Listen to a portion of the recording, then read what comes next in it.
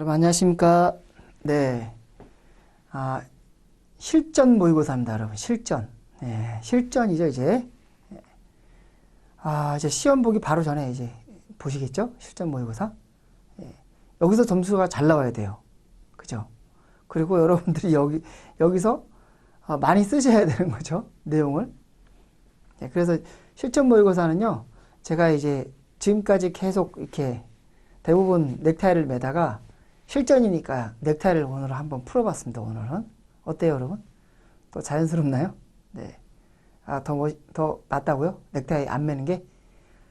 뭐 그거야. 뭐 보는 사람 관점인데 좀 자유로워 보이죠? 예. 지금 여러분 제 뒤에 배경에 있는 모습이 좀 어떤 것 같습니까, 여러분? 예.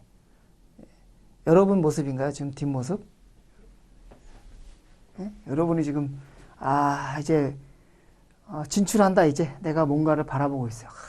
넓은 평화를 바라보면서 이제 차량 기술사가 될 꿈을 가지고 이제 2차 시험을 보러 가는 거죠. 이게 여러분 뭡니까? 여기가 뭐 같아요? 무슨 장면 같아요? 미국 플로리다주에 있는 이제 캐세아 센터예요. 예. 여러분 가끔 영화에 나오죠. 이제 막 농구 경기하면 막 사람 엄청나게 있고 하는 농구 경기장이죠. 예? 실전 농구 경기처럼 이렇게 실전 게임처럼 가는 거라서 제가 이 그림을 한번 넣어봤는데 여러분 뭐 기분 전환이 좀 되셨나요? 우리가 지금은 어떻게 보면은 방구석이라고 해야 되나요?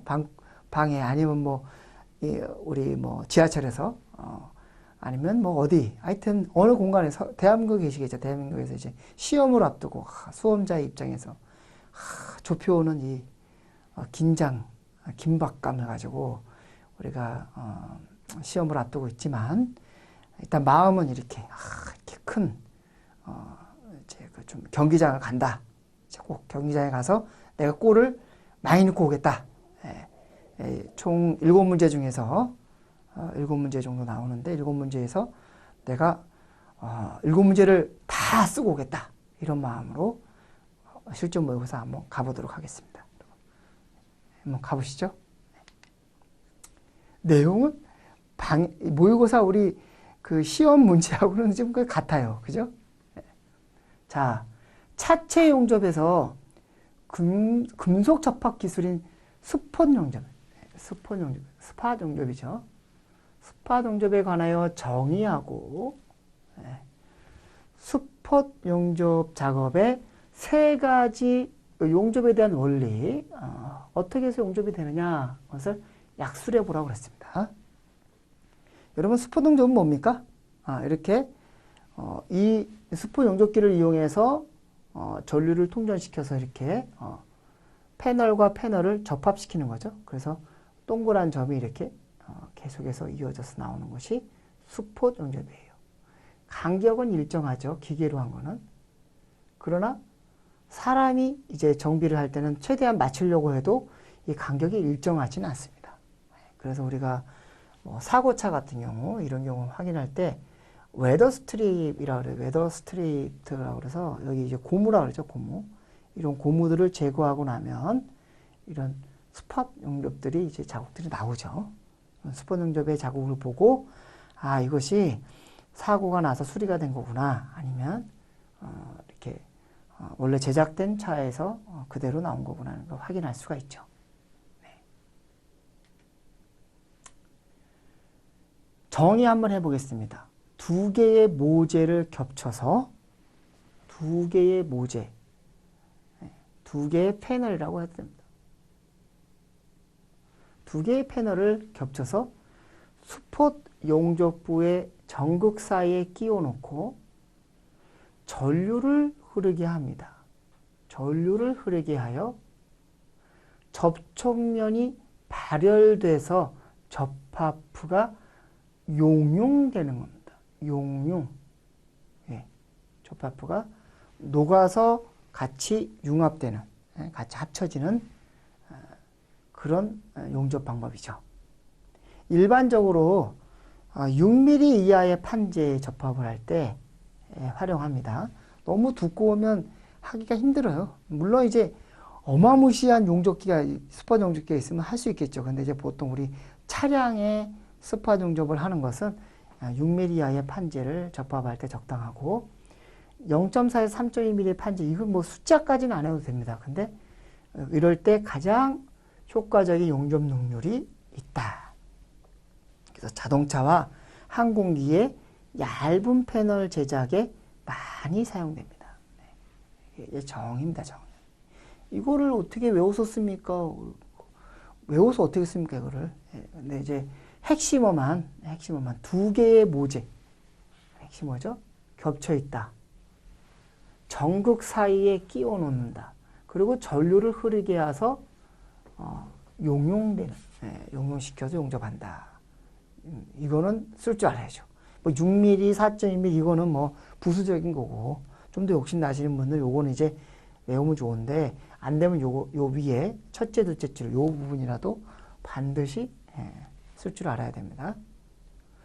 스팟 용접의 3요소 그래서요. 3요소 가압. 네, 가압. 꽉 눌러줘야죠. 패널과 패널을 꽉 눌러주는 가압. 그리고 통전. 그리고 마지막 냉각 고착이 있습니다. 냉각 고착. 이것도 오타네. 오타가 있었네. 오타를 좀 고쳐서 해야겠네요. 냉각 고착. 그렇습니다. 자, 두 번째 문제입니다. 도장 작업 중에 발생하는 결함 중에 더스트. 뭘까요? 블리딩. 뭐가 흐르는 것 같은데? 지지미는 또 뭐지? 지지미. 그 다음에 오렌지 필은 많이 들어봤어요. 그죠? 오렌지 필의 정의와 발생 원인에 대해서 약술하시오. 그랬습니다. 제가 제가 언제 했나요? 우리 파이널 리뷰 때 마지막 장에서 우리 도장 결함에 대해서 한번 쭉 얘기하면서 아마 별표를 쳐줬을 겁니다. 이거는 별표를 쳐줬을 것 같아요. 더스트로 나온다 이런 얘기도 했었던 것 같아요. 자, 더스트 정의는 도장 표면에 굵은 티나 먼지가 같이 되면 굵은 티나 먼지 이게 같이 도포된 겁니다. 그래서 돌출돼서 나온 겁니다. 더스트. 먼지죠, 먼지. 한국말로는 먼지예요. 원인이 뭐냐? 도장 부수가, 청소가 불량한 거예요. 그리고 도장 부위의 탈지가 불량할 때. 탈지 불량은요, 굉장히 도장 결함의 원인이 굉장히 많아요. 탈지 불량. 도장 부수의 청소 불량은 더스트만의 어떤 특이한 사항이니까. 그 다음에 작업자의 작업복에 대한 오염도 꼭 더스트만 아니라 다른 것도 되게 많아요. 스크래치가 나고 막 그러죠. 그죠? 마스킹 테이퍼로 이제 신문지 사용했을 때 더스트가 발생이 된다. 다음 블리딩은요. 상도 도장면으로 패널 소재 성분 또는 하도 중도 색상이 떠올라서 번져 보이는 현상입니다. 블리딩. 번져 보이는 현상입니다. 블리딩. 번져 보이는 현상. 원인은요, 신너를 과다하게 사용하거나 안료 자체에 색 번짐의 성질이 있다거나, 번지는 거니까, 구도막의 노화 상태에서 도장을 했을 때, 구도막이 노화된 상태에서 도장을 했을 경우, 폴리에스테르 퍼티, 이거 외우기 어렵죠? 폴리에스테르 퍼티 경화제를 과다하게 혼합했을 경우, 그런 경우 블리딩 현상이 일어난다. 다소 어려운 용어였어요. 다음 지지미는요. 지지미의 정의는 뭐냐? 도박 내부층과 표면층. 내부층과 표면층이 뒤틀린 거예요. 지짐이 뒤틀림 이렇게 외웁니다. 뒤틀림 연상할 수 있겠죠? 뒤틀린 주름.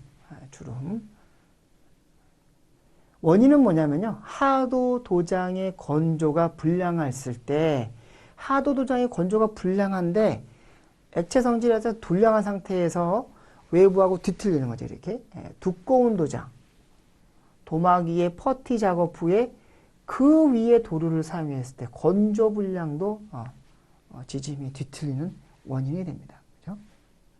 자, 오렌지 필. 오렌지 필은요, 아주 많이 나오는 아주 흔한 내용인데, 나올 수 있을 것 같다는 생각이 들어요. 쉽게, 그냥 오렌지 필 하나. 근데 막상 쓰라면 못 써요. 그죠? 오렌지 필은 도막 표면에 평활하지 않고, 오렌지의 껍질, 오렌지 껍질과 같이 쭈글쭈글한, 쭈글쭈글한 요철 형태, 요거 한번, 이걸 탁 체크를 해놓고, 요철 형태. 요철 형태. 그렇게 된 상태를 이제 오렌지 필이라고 합니다.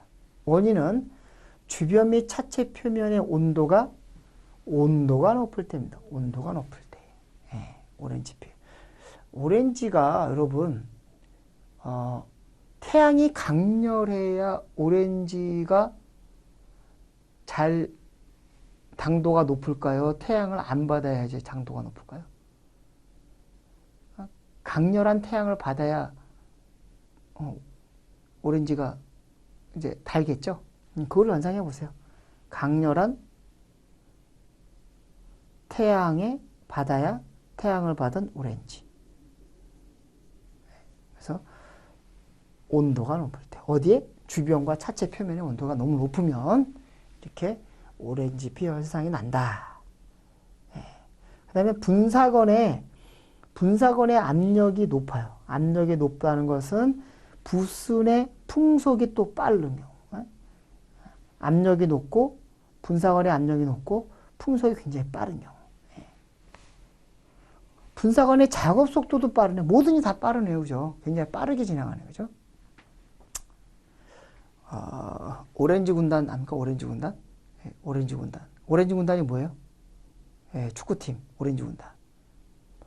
그냥 빠르다 이렇게 외워보라고 이렇게.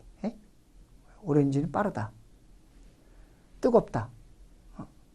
오렌지는 뜨겁다, 빠르다. 뜨거운 태양열쪽에서 자란 오렌지는 굉장히 빠르다.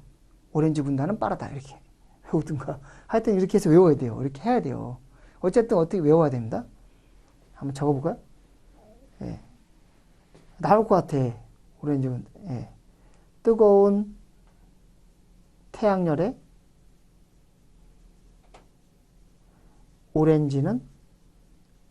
오렌지 군단은 굉장히 빠르다. 바람도 빠르고 속도도 빠르고. 바람은 이렇게 속도 빠르고. 이렇게 해서 연상해서 쓸 수 있겠습니까? 오렌지 필 나오면. 다음 3번 문제하고 잠시 쉬었다가 좀 하겠습니다. 제가 빠르게 지금 하고 있어요. 가솔린 엔진 자동차에 지르코니아 산소 센서와 그 다음 티타니아 산소 센서 작동 원리에 대해서 각각 서술하래. 야, 우리 산소 센서는요, 그냥 그 산소 센서지 뭐 지르코니아하고 뭐 이렇게 티타니아하고 있나? 처음 듣는 분도 계실 거예요. 그죠? 제가 강의 중에 한번 그 기본소에서 한번 한 적이 있나요? 근데 이제 지르코니아 산소 센서와 티타니아 산소 센서는 이제 반응의 어떤 그 파형도 다르고요. 전압의 범위도 달라요. 완전 다른 겁니다. 딱 하나 기억합시다. 지르코니아 산소 센서는 1V 기억합니다. 산소 센서, 티타니아 산소 센서는요, 5V 이렇게 기억합니다. 일단 다른 점이 전압의 범위가 다릅니다. 여기는 0V에서 1V, 0V에서 5V 범위 내에서. 그리고 지르코니아 산소 센서는 전압이 이제 높고 낮음이 이제 굉장히 그 뭐랄까 산소 예를 들어서 뭐랄까 농도가 짙다. 희박연료, 농우연료 그런 거 들어보잖아요. 희박 상태, 그 다음에 농우 상태. 그 파형의 길이가 달라요. 그 위아래가 달라요. 거꾸로야. 티타니아는 반대. 티타니아는 이렇게 반대의 모습에 이제 이게 이제 농후한 희박, 농우고 지르코니아 산소 센서는 이렇게 이쪽이 이제 농우, 이쪽이 희박. 그렇습니다. 농후한 상태, 희박 상태. 위아래가 달라요. 전압이 낮으면 이제 희박한 상태, 높으면 농후한 상태. 근데 티타니아는 거꾸로예요. 역으로 나온다. 이렇게 한번 보실까요?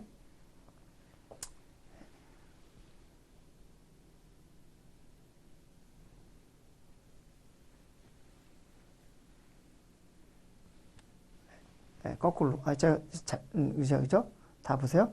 이게 티타니아예요. 이게 티타니아. 이게 티타니아. 이게 산소 센서. 일반 지르코니아. 지르코니아 방식이에요. 네? 자, 전압이 이렇게 올라간 상태의 범위죠. 요 범위가 농후 범위입니다. 농후라는 것은 연료가 많다는 거죠. 많다는 거예요. 그죠? 그리고 이렇게 내려간 부분, 내려간 범위에 있는 곳이 희박 상태입니다. 희박. 연료가 적게 들어간 상태를 얘기합니다.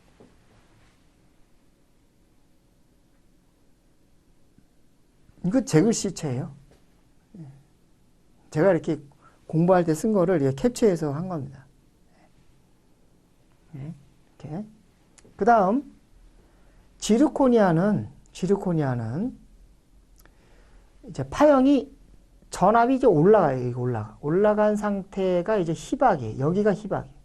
전압이 올라간 4.3에 4.7이라는데 이제 쉽게 말해서 5V라고 합시다.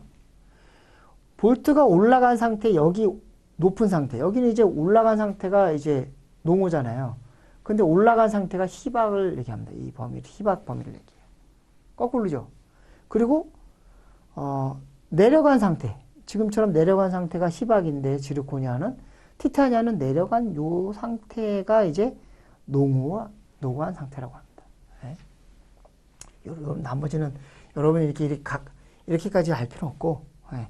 일단은 5V인데 티타니아는 볼트가 높을수록 높이 올라가는 범위 내에서 범위에 올라가 있을 때가 연료가 적게 들어가는 거고, 전압이 오히려 낮은 경우가 이제 연료가 많이 들어가는 거다. 네. 지르코니아는 반대다. 그리고 1V다. 1V다. 네. 서로 다른 차이입니다. 자, 답을 보실까요, 이제? 네. 첫 번째, 지르코니아 산소 센서는 고체 전해질의 지르코니아 소자에 양면에 백금 정극을 설치했습니다. 네? 백금 정극을 설치하고 정극 외측은 정극을 보호하기 위해서 세라믹으로 코팅을 했어요. 정극 외측은 센서의 안쪽, 우리가 지르코니아 산소 센서가 이렇게 있다면 이 센서의 안쪽은 산소 농도가 높은 대기와 접촉됩니다. 네. 대기와 접촉됩니다. 그리고 외측에는 산소 농도가 낮은 배기가스가 접촉되도록 한 원리예요. 이제 이게 산소 센서예요. 그죠? 산소 센서는 여기 배기가스가 지나갑니다. 배기가스가 지나가요. 요 외측은 배기가스가 지나갑니다. 예. 그 안에는 산소 농도가 높은 대기와 접촉되도록 합니다. 대기. 그래서 대기 측의 산소 농도와 배기 측의 산소 농도, 요 차이. 세모로 할까요? 세모? 여긴 동그라미. 요 차이. 요 차이에 의해서 기전력이 발생되는 원리를 이용한 산소 농도 검출 방식이에요. 그래서 200에서 900mV, 1V죠. 약 1Hz 정도. 이것만 기억하세요. 1V 정도의 파형으로 0.45V 기준으로 해서 그 이상이면 농호. 그 이상이면 농호. 그러니까 볼트가 높으면 그 이하면 희박으로 판단합니다. 아래로 볼트가 낮아질수록 희박으로 이제 판단한다. 이렇게 아까 지르코니아 산소에서 어떻게 됐어요? 이렇게 갔죠? 이렇게 가는데 여기 위가 이제 900mV라고 하고요. 1V라고 합시다. 쉽게 0V라고 하고 여기에 0.45면 이제 반 정도 되죠. 반 정도. 그죠? 여기. 그래서 요 부분은 높은 부분은 이제 농호. 요 부분은 이제 희박. 이렇게 표현한다. 이 얘기입니다. 이게 어려우니까 전압수가 높으면 농호, 낮으면 희박. 이렇게 정도만 인식을 하고 계세요, 여러분이. 네. 다음 티타니아 산소 센서인데요. 세라믹 팁에 티타니아 소자를 설치해서 티타니아 소자라는 건 뭔지 모르겠지만 티타니아 소자를 넣었습니다. 전자전도체인 전자전도체군요. 전자전도체인 티타니아가 주위의 산소 분압에 의해서 산화 또는 환원된다. 아까하고 다르죠. 아까는 이제 내외부의 산소 농도 차에 의해서 이제 기전력이 발생하는 거를 하는 게 기전력이 발생된 것이 이제 내외부의 산소 농도차 때문에 기전력이 발생된 것이 이제 지르코니아 산소 센서인데 이거 이제 티타니아는 전자전도체인 티타니아 자체가 그 주위의 산소 분압이 이제 일어나면서 환원된다. 이러면서 티타니아 센서는 전압을 발생시키는데 ECU에 보내는 것이 아니에요. ECU로 전압 발생에 보내는 것이 아니라 전기 저항의 변화입니다. 전기 저항이. 전자전도체이기 때문에 전기 저항에 변화되는 원리를 이용해서 산소 농도를 검출하는 겁니다. 다르죠? 지르코니아는 내외부의 산소 농도 차 때문에 기전력의 발생으로 인해서 이게 1V, 0.45V가 올라갔다 또 0.45V 이상으로 0V에 가깝게 떨어졌다 이렇게 기전력이 이제 전기가 1V, 0에서 1V 사이에서 움직이는 거고요. 티타니아는 내외부의 산소농도 기전력과 관계없이 이 자체 전자전도체 때문에 전기 저항적인 변화가 생긴다. 전기 저항의 전기 저항의 변화의 원리에 의해서 산소 농도를 검출합니다.